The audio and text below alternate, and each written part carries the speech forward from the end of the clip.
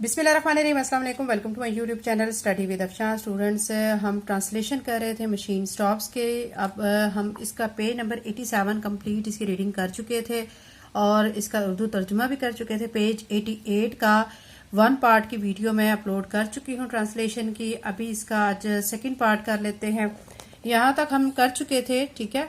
Why not से आज हमने करनी है। वाई नॉट, क्यों नहीं। वन मस्ट नॉट, बस नहीं कहना चाहिए, ठीक है।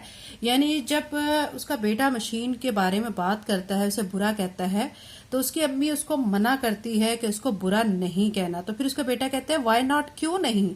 तो उसकी अम्मी फिर रिप्लाई में कहती है कि बस नहीं कहना चाहिए, ठीक है।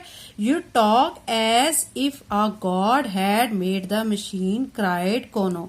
फिर कोनो चिल्लाता है, वो कहता है कि आप ऐसे बात करती हैं कि जैसे मशीन कोई खुदा है, ठीक है। आई बिलीव्ड, मुझे यकीन है, that you pray to it, मुझे यकीन है कि आप इसकी इबादत करती होगी। व्हेन यू आर अनहैप्पी, जब आप नाखुश होती होगी या उदास होती होंगी। मैन मेड इट, इंसानों ने इसको बनाया।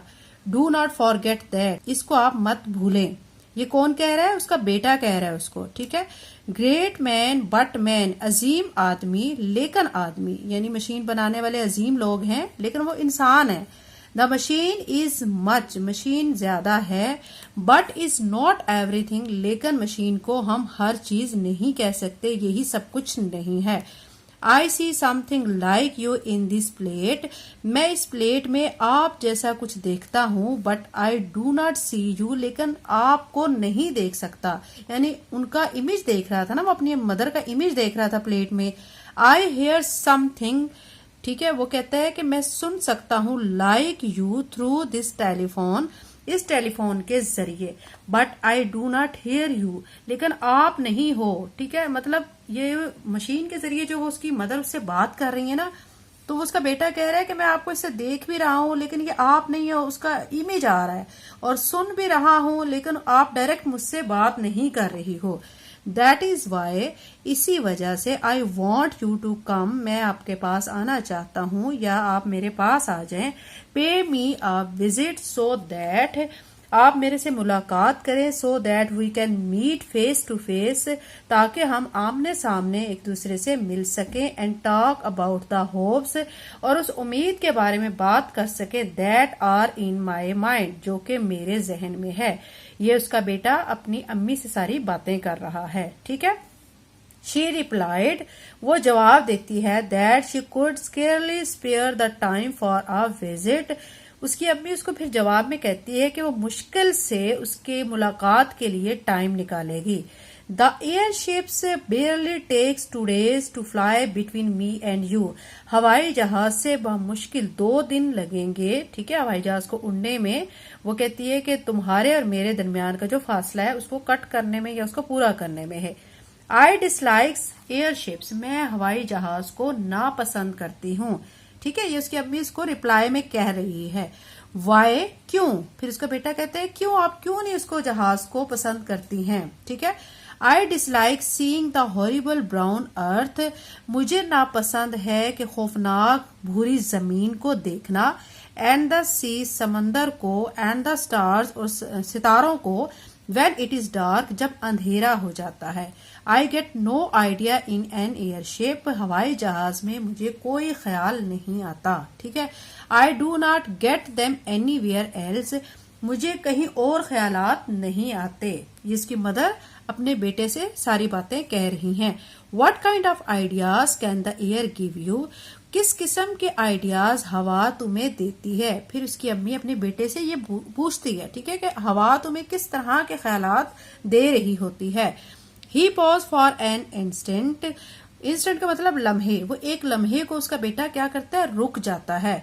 Do you not know 4 big stars, क्या तुम नहीं जानती 4 बड़े सितारे। दैट फॉर्म एन ऑब्लोंग, यानी एक मुस्ततील की शक्ल बनाते हैं। एंड 3 स्टार्स क्लोज टूगेदर, और 3 सितारे जो उसके इकट्ठे, ठीक है, करीब होते हैं। इन द मिडल ऑफ ऑब्लोंग, उस मुस्ततील के मिडल में यानी सेंटर में। And hanging from the stars, और इन स्टार से लटके हुए द 3 अदर स्टार, 3 और सितारे, ठीक है, ये उसका बेटा उसको बताता है। अब पेज 88 कंप्लीट हो चुका है, पेज 89 की कर लेते हैं। नो आई डू नॉट, नहीं मुझे नहीं, आई डिसलाइक द स्टार्स, मैं स्टार्स को पसंद नहीं करती, but did they give you an idea, लेकिन आपको इन्होंने क्या आइडिया दिया, हाउ इंटरेस्टिंग, बहुत दिलचस्प, टेल मी, मुझे बताओ, I had an idea that they were like a man, मेरे पास एक आइडिया है कि वो इंसान जैसे हैं, आई डू नॉट अंडरस्टैंड, मुझे समझ नहीं आ रही, the 4 big stars are the man shoulders, 4 बड़े सितारे इंसान के कंधे की मानद, एंड हीज नीज, और उनके घुटनों की मानद हैं। The 3 stars in the middle, 3 सितारे जो दरमियान में हैं, आर लाइक द बेल्ट्स, उन बेल्ट्स की मानद हैं, दैट मैन वोर वंस, वोर बच्चों फॉर्म है सेकेंड फॉर्म वेयर की, ठीक है, यानी WEAR वेयर फर्स्ट फॉर्म हो गई, WORE वोर सेकेंड फॉर्म हो गई, इसका मतलब है पहनना, ठीक है, यानी लोग जो पहले पहनते थे। And the 3 stars hanging are like a sword, sword का मतलब तलवार, यानी और 3 सितारे किस तरह लटक रहे हैं, एक तलवार की मानद लटक रहे हैं, ठीक है। अ स्वॉर्ड, एक तलवार, मैन कैरिड स्वॉर्ड्स, आदमी तलवारें उठाते, अबाउट विद देम, अपने साथ लेकर चलते, टू किल एनिमल्स, तलवारें किस लिए आदमी अपने साथ रखते थे, किसको मारने के लिए, एनिमल्स को, एंड अदर मैन, और उन इंसानों को जो कि उनको खतरा पहुंचाते थे, ठीक है। It does not strike me as a good idea, मेरा नहीं ख्याल कि ये एक अच्छा आइडिया है, but it is certainly original, लेकिन ये भी बात है कि ये हकीकत के बिल्कुल करीब है।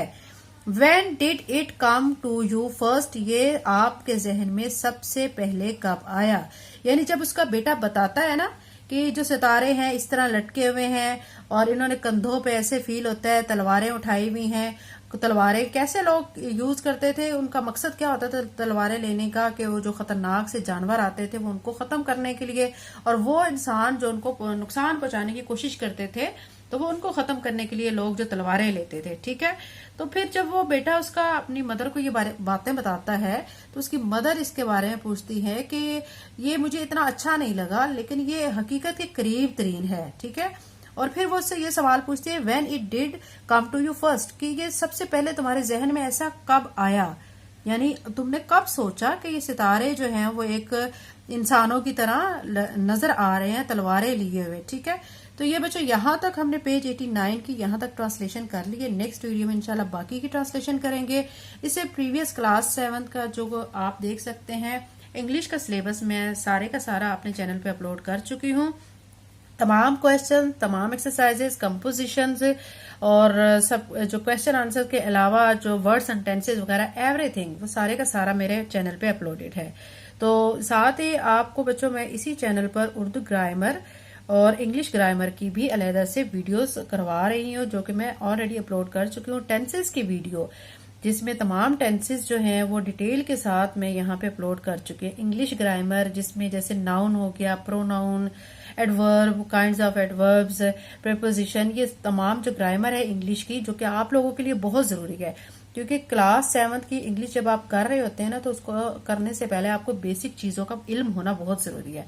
तो आप इससे रिलेटेड जो है इंग्लिश की वीडियोस देखें जिसमें आपका कॉन्सेप्ट क्लियर होगा, ठीक है। मैंने स्टार्टिंग में इस चैनल में ये सारी वीडियोस अपलोड की हुई हैं, और अगर आपकी आसानी के लिए मैं बता दूं, अगर आप चैनल पे जाएं तो वहां पे प्ले लिस्ट बनी हुई होगी इंग्लिश ग्रामर की, तो वहां से आप इंग्लिश ग्रामर को लाजमी सीखें तो आपको बहुत उसका फायदा होगा। तो नेक्स्ट वीडियो में इंशाल्लाह बाकी की ट्रांसलेशन करेंगे और एक्सरसाइज भी करेंगे। क्लास 7 काउंटडाउन 3rd एडिशन का सिलेबस मैं अपने मैथ वाले चैनल पे अपलोड कर चुकी हूँ, आप उस चैनल को भी सब्सक्राइब कर लें। और इस वीडियो को देखने से पहले बच्चों आपने इससे पहले मैं जो 2 वीडियोस अपलोड कर चुकी हूँ ट्रांसलेशन से रिलेटेड, तो वो लाजमी आपने वॉच करनी है, तभी आपको इस वीडियो की अच्छे से समझ आएगी। Thank you and Allah Hafiz.